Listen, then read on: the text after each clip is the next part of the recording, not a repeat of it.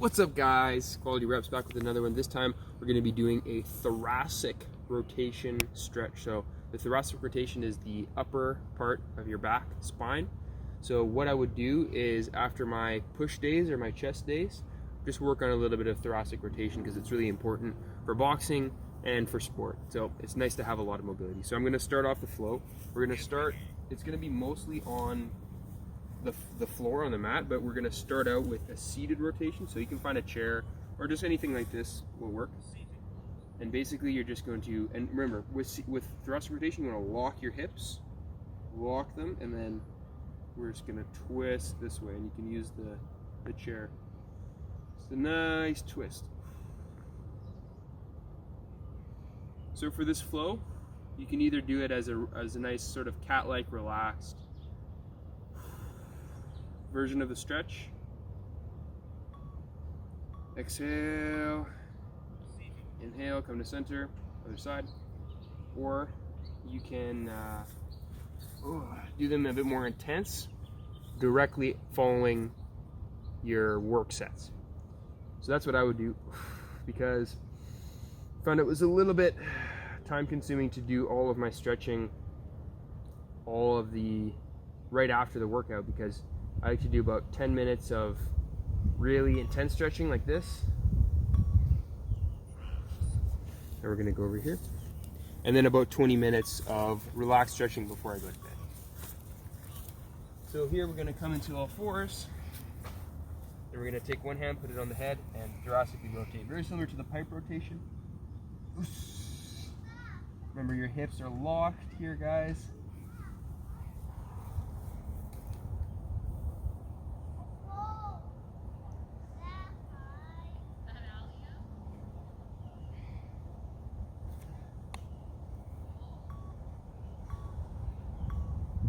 Side, shake it out a little bit.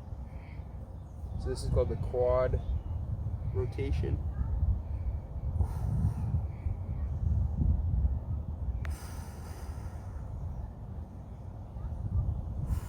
Remember, guys, hips locked. Just coming up. The other hand's nice and straight.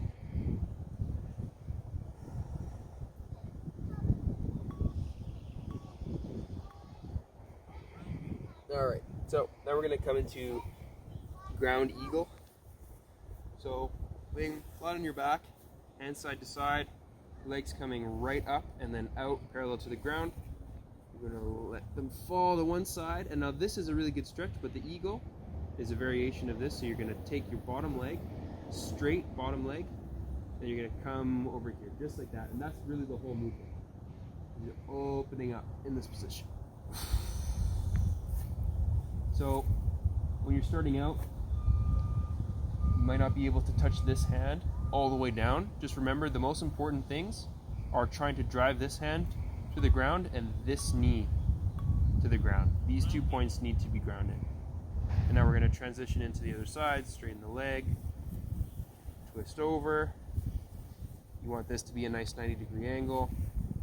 And now we're doing the other side. So about 30 seconds on each side. Oh, I'm tighter here.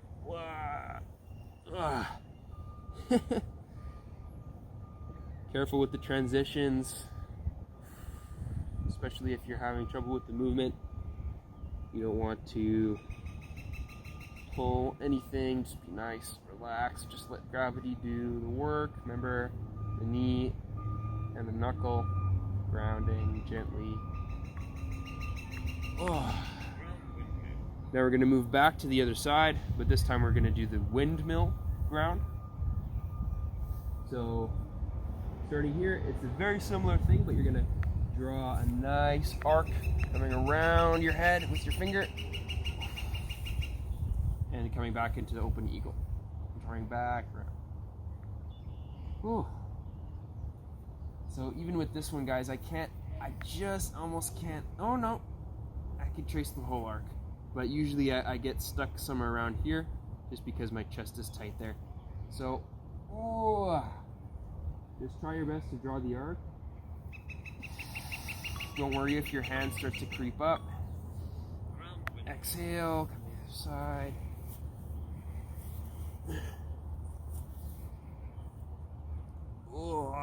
Oof, yeah, like right there for me. Ooh. But this one is really good. Ooh. Stretch for your back day or your chest day for sure. I would do this a lot after boxing. Really helped with my boxing ability. Ah.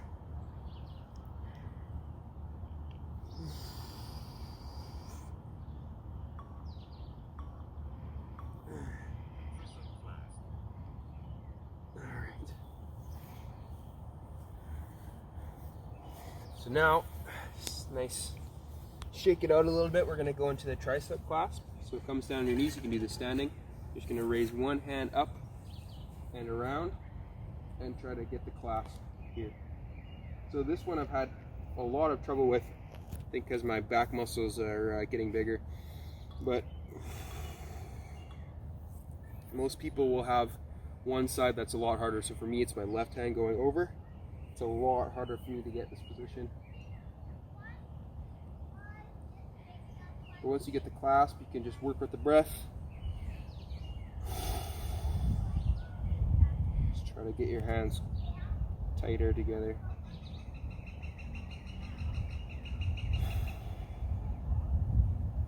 Stretching at the tricep. Then we're going to finish it out. A nice overhead wall stretch.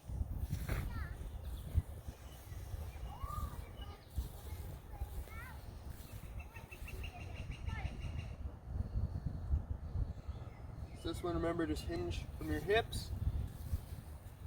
Make sure you have a nice straight back, almost like you're doing an overhead press, but then you're just letting it relax and letting your shoulders come back.